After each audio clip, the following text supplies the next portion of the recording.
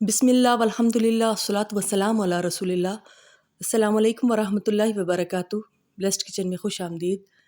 आज हम बहुत ही मज़ेदार, बहुत ही जूसी सा और बहुत सॉफ्ट एक केक बना रहे हैं, जो कि बहुत ही मुनफरिद केक है और बेहद मज़ेदार है। इंशाल्लाह ताला आपको ज़रूर पसंद आएगा। सबसे पहले पतीले को प्रीहीट होने के लिए रख दिया है। अब हम इस केक के लिए 4 अंडे तोड़ेंगे। 4 अंडे में एक एक करके तोड़ूंगी, क्योंकि मैंने इसकी जर्दी और सफ़ेदी बिल्कुल अलग अलग करनी है। सफ़ेदी को हम एक बर्तन में जमा करते जाएंगे और जर्दियों को हम दूसरे बर्तन में जमा करते जाएंगे। सफ़ेदी और जर्दी को बहुत एहतियात से आप अलग अलग कर लें। चाहे तो उस तरीके से कर लें कि एक कड़छे की मदद से कर लें, चाहे तो किसी चम्मच की मदद से कर लें, और चाहे तो इस तरीके से आप अलग अलग कर लें। कोई भी तरीका आप इस्तेमाल कर सकते हैं, बस ये एहतियात करें कि जर्दी और सफ़ेदी आपस में मिक्सअप ना हो।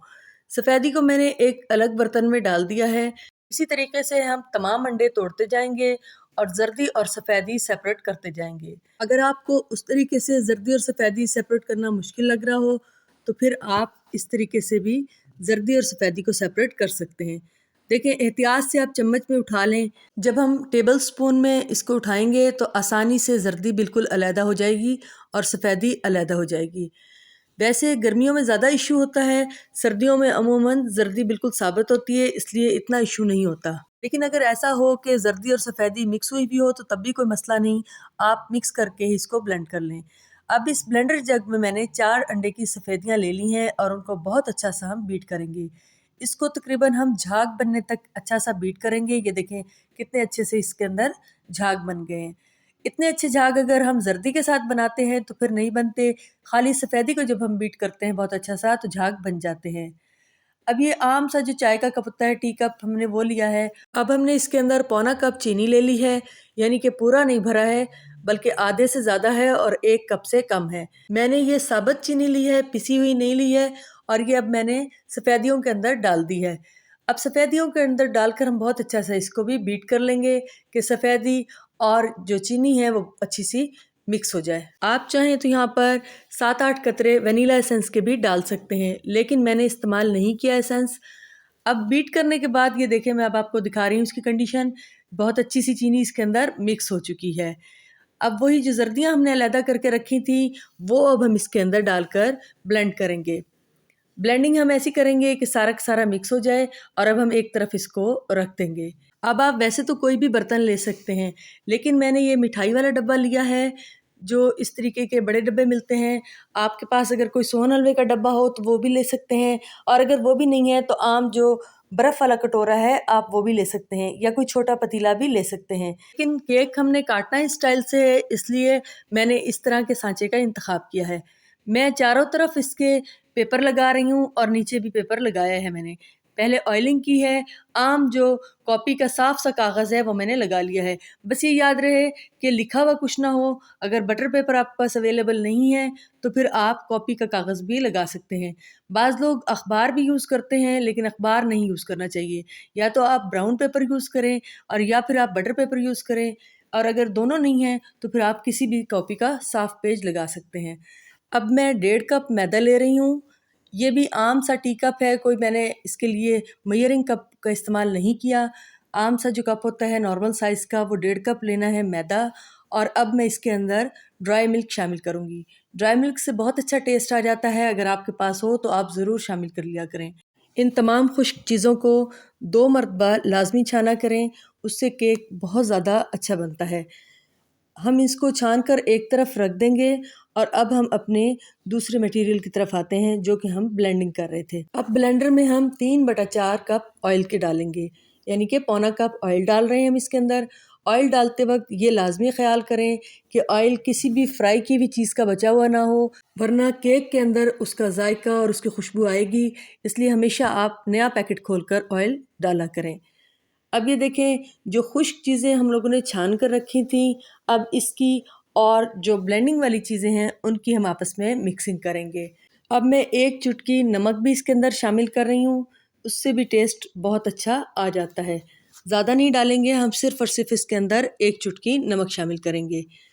अब तमाम जो ब्लेंड किया हुआ मटेरियल है, मैं किसी भी बड़े बर्तन में डाल रही हूँ, ताकि हम मैदा इसके अंदर डालकर बहुत आसानी से मिक्स कर सकें। ये भी कर सकते हैं कि ब्लेंडिंग जार में ही थोड़ी थोड़ी खुश्क चीज़ें डालें और पल्स के बटन से उसको ब्लेंड करते रहें। लेकिन ये एहतियात करें कि बहुत ज़्यादा आपने उसकी ब्लेंडिंग नहीं करनी, क्योंकि मिक्सिंग में आपने बहुत ज़्यादा इसको ऐसे नहीं मिक्स करना होता कि बहुत ही देर तक हम उसको मिक्स करते रहें। सिर्फ़ मकसद ये होता है कि जो गुठलियाँ सी बननी शुरू हो जाती हैं वो ख़त्म हो जाएँ, क्योंकि जब भी हम किसी भी लिक्विड के अंदर ड्राई चीज़ डालते हैं तो फ़ौरन के फ़ौरन फुटकियाँ बननी शुरू हो जाती हैं। आप इसको कांटे से भी मिक्स कर सकते हैं और इसको नरमी के साथ मिक्स भी कर सकते हैं, क्योंकि ये बहुत ज़्यादा बस ट्रिकी काम होता है कि इसको आपने उल्टे सीधे हाथ नहीं चलाने, बल्कि नॉर्मल अंदाज में ही आपने इसको मिक्स करना है। देखें थोड़ा-थोड़ा जहाँ फुटकियाँ हैं मैं उनको हल्का-हल्का सा दबा कर मैश कर रही हूँ और बस अब इसको हम बहुत अच्छा सा मिक्स कर लेंगे, क्योंकि अगर हमने इनकी फुटकियाँ ख़त्म ना की तो फिर केक जालीदार नहीं बनता और केक बैठ जाता है। इसके अलावा इस बात का भी ख़्याल रखना है कि तमाम का तमाम मैदा एक दफ़ा में शामिल नहीं करना, बल्कि थोड़ा-थोड़ा मैदा करके शामिल करना है ताकि मिक्सिंग आसान हो। बस हम इसी तरीके से कट एंड फ़ोल्ड कर रहे हैं और इसको मिक्स कर रहे हैं। पहले भी मैंने आपको कट एंड फ़ोल्ड का तरीका बताया था। मकसद सिर्फ़ ये है कि नरमी के साथ आपने मिक्स करना है और इसको एक जैसा बिल्कुल स्मूथ बना देना है। अब हम माशाल्लाह इसकी कंसिस्टेंसी बिल्कुल ठीक है, लेकिन अगर आपको बैटर गाढ़ा लगता है तो फिर आप थोड़ा-सा इसके अंदर दूध शामिल कर सकते हैं। अभी मिक्स हो चुका है, मैं बेकिंग पाउडर डालना भूल गई थी, इसलिए अब मैं 1.5 टीस्पून बेकिंग पाउडर इसके अंदर शामिल कर रही हूँ। बेकिंग पाउडर आपने ड्राई चीज़ों में ही शामिल करके छानना था, लेकिन मैं भूल गई थी डालना, इसलिए मैंने अब शामिल किया है। बेकिंग पाउडर भी शामिल करने के बाद बहुत अच्छा सा मिक्स किया था कि कहीं ये ना हो कि बेकिंग पाउडर कहीं हो और कहीं ना हो, इसलिए उसको भी बहुत अच्छा सा मिक्स कर दिया था।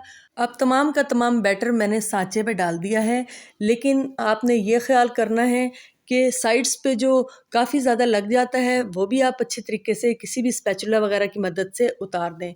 अगर स्पैचुला नहीं है तो फिर आप अच्छे तरीके से किसी भी चीज़ से उसको साफ़ करें ताकि बैटर बिल्कुल भी ज़ाया ना हो और वो केक बनकर एक पीस हमारा बन जाए।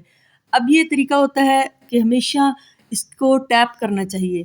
2-3 मरतबा आप उठा के जब उसको पटकते हैं तो फिर केक सही बनता है। अब हम पतीले के अंदर सांचे को बहुत एहतियात से रख रहे हैं। पतीले को मैंने पहले 5 मिनट तक के लिए तेज़ रखना है और उसके बाद हल्की आंच पर हम इसको 50 से 55 मिनट्स तक के लिए रख देंगे।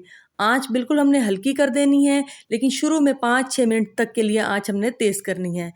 आइए अब हम इसका दूसरा प्रोसीजर करते हैं। जो हमने शीरा बनाना है, 1 कप हमने चीनी ली है उसके लिए। चीनी 1 कप ली है, साथ ही 1 कप पानी ले लिया है। चीनी और पानी बराबर मिकदार में लेके हमने इसको पकाना है। हमने इसको सिर्फ 4 से 5 मिनट तक ही पकाना है, हमने इसको बहुत ज़्यादा नहीं पकाना। चीनी बहुत अच्छी सी घुल जाएगी और शीरा थोड़ा सा गाढ़ा हो जाएगा। यानी हमने इसका कोई 1 तार या 2 तार नहीं बनाना, बल्कि सिर्फ हमने इसको थोड़ा सा गाढ़ा शीरा बनाना है। अब हम बस इसको मिक्स करते जाएंगे। थोड़ी देर में देखें उबाल आ गया है, चीनी भी घुल गई है। बस इंशाल्लाह 4-5 मिनट तक हमारा शीरा बेहतरीन सा तैयार हो जाएगा। हमने इसको बहुत ज़्यादा गाढ़ा कर लिया तो फिर ये बहुत ही ज़्यादा गाढ़ा हो जाएगा और वो केक पे सही तरीके से लगेगा नहीं। अब हमने केक को निकाल लिया है, 55 मिनट्स लगे हैं और देखें ऊपर की सतह भी बिल्कुल पक गई है और केक बहुत अच्छा सा हर तरफ से पक चुका है। इसके लिए मैंने बहुत बड़ा सा पतीला लिया था क्योंकि मेरा सांचा बहुत बड़ा था। अगर हम इसी बैटर को छोटे सांचे में डालते तो केक बहुत ऊंचा बनता, लेकिन हमने बहुत ऊंचा केक नहीं बनाना था, हमने इसको इसी तरीके से काटना था। अगर आपके पास इतना बड़ा सांचा ना हो तो फिर आप ऊंचा केक बना लें और फिर उसको सेंटर में से काट कर पीसेस बना लें, तो तब भी ऐसे पीसेस इंशाल्लाह ताला बन जाएंगे। मैंने ज़ाहिर है वीडियो शूट करनी थी, इसलिए मुझे एक प्रॉपर शेप चाहिए थी जो मैंने आप लोगों को दिखानी थी। अब ये देखें माशाल्लाह मैं इसकी कटिंग कर रही हूँ। सबसे पहले सेंटर में से काटा है और उसके बाद अब साइड्स में से काटना शुरू हुई हूँ। आप इसको चाहें तो लेयर्स इसकी बारीक कर सकते हैं और अगर चाहें तो मोटी लेयर्स वाला भी बना सकते हैं। अगर आपको ज़्यादा जूसी, ज़्यादा शीरे वाला चाहिए तो फिर आप इसकी बारीक लेयर्स कर लें। मैंने दोनों तरीक़ों से बनाया था, बेहद मज़ेदार लगा सबको माशाल्लाह। ये देखें, ये इसका पीस मैंने अब आपको दिखाया है। मेरे पास एक बहुत गहरी सी प्लेट है, उसके अंदर मैं शीरे को डाल रही हूँ, क्योंकि हमने पीस को शीरे के अंदर डिप करना है। अगर हम पतीले में डालेंगे तो वो टूट भी सकता है। गहरी प्लेट होगी तो उसको डुबोना और निकालना आसान होगा। केक को हर तरफ से शीरे में हम डुबो देंगे। आप ये ना समझिएगा कि ये बहुत ज़्यादा मीठा केक बनेगा, क्योंकि हमने केक के अंदर पहले भी चीनी कम डाली है। लेकिन अगर आप लोग बहुत कम चीनी खाते हैं तो फिर आप मज़ीद मीठा कम कर सकते हैं। केक को शीरे में डुबोने के बाद हम इसके ऊपर घर में कद्दूकश किए हुए खोपरे के अंदर इसको लगाएंगे ताकि खोपरा बहुत अच्छा सा इसके ऊपर चिपक जाए। ये देखें, बहुत अच्छा सा हर तरफ हम इसको कोट कर लेंगे। इस केक के मामले में सब्र नहीं होता, वरना अगर इसको अगले दिन खाया जाए तो ये मज़ीद अच्छा हो जाता है, क्योंकि शीरा इसके अंदर बहुत अच्छा सा जज़्ब हो जाता है और टेस्ट मज़ीद अच्छा हो जाता है। लेकिन ये केक उसी वक्त ख़त्म हो जाता है, इसलिए अगर आपने अगले दिन खाना हो तो आपको फिर 2 केक बनाने पड़ेंगे, ताकि एक केक आप उस दिन खाएं और एक केक आप अगले दिन खाएं। बस ये हमने इसी तरीके से बना लेने हैं। अब वो थोड़ा मोटा पीस था, ये अब मैं सेंटर में से काट रही हूँ। केक के पीस को भी हम पहले शीरे में डुबोएंगे और फिर कद्दूकश किए हुए खोपरे में हम इसको लगा देंगे। ये देखें, माशाल्लाह कितना जालीदार केक बना है और कहीं से जला भी नहीं और बहुत ही बेहतरीन लाइट ब्राउन सा केक माशाल्लाह तैयार हुआ है। लेकिन आप लोगों ने एक ख़्याल रखना है कि जब भी आप लोग कोकोनट इस्तेमाल करें यानी कि खोपरा, तो आप घर में उसको ख़ुद कद्दूकश करें। आप ये भी कर सकते हैं कि अगर उसको बारीक-बारीक काट कर उसके बाद ग्राइंडर में उसको पीस लें तो फिर आसानी हो जाती है और फिर और ज़्यादा अच्छा बन जाएगा। मैंने ये कद्दूकश चूँकि करवाया था इसलिए ये थोड़े-थोड़े पीस बड़े हैं। घर में जब भी हम इसको बनाते हैं तो कोकोनट के ऑयल की खुशबू और जायका बहुत अच्छा लग रहा होता है, जबकि बाज़ार का जो डेज़िकेटेड कोकोनट होता है उसमें से सारा ऑयल निकला हुआ होता है। इसलिए वो सिर्फ़ और सिर्फ़ एक सूखा सा बुरादा होता है जो गले में लग रहा होता है, बाकी उसमें कोई टेस्ट नहीं होता। इसलिए कोशिश करें कि जब भी कोई चीज़ बनाएँ तो आप लोग घर में खुद ही इसको कद्दूकश करें या फिर इसको ग्राइंड कर लें। आप इसी तरीके से तमाम टुकड़े एक प्लेट में लगाते जाएं और अगर घर वाले इजाज़त दें तो इनको फ्रिज में रख दें, नहीं तो उनको वैसे ही सर्व कर दें। अपने हर प्रोग्राम में हम एक दुआ पढ़ते हैं। आइए आज वो दुआ पढ़ें जो नबी करीम सल्लल्लाहु अलैहि वसल्लम ने मुसाफिर को रुखसत करते हुए फरमाई थी। बिस्मिल्लाहिर्रहमानिर्रहीम। अस्तौदिउल्लाह दीनका व अमानतका व खवातीमा अमलिक। तर्जुमा, मैं तेरे दीन, तेरी अमानत और तेरे अमल के इख्तिताम को अल्लाह ताला के सुपुर्द करता हूँ। आमीन। माशाल्लाह माशाल्लाह, बहुत ही जूसी, बहुत सॉफ्ट, बेहतरीन सा केक तैयार है। आप लोगों ने इसको ज़रूर ट्राई करना है। रेसिपी अच्छी लगे तो लाइक कीजिएगा, शेयर कीजिएगा, दुआओं में याद रखिएगा। अल्लाह हाफ़िज़।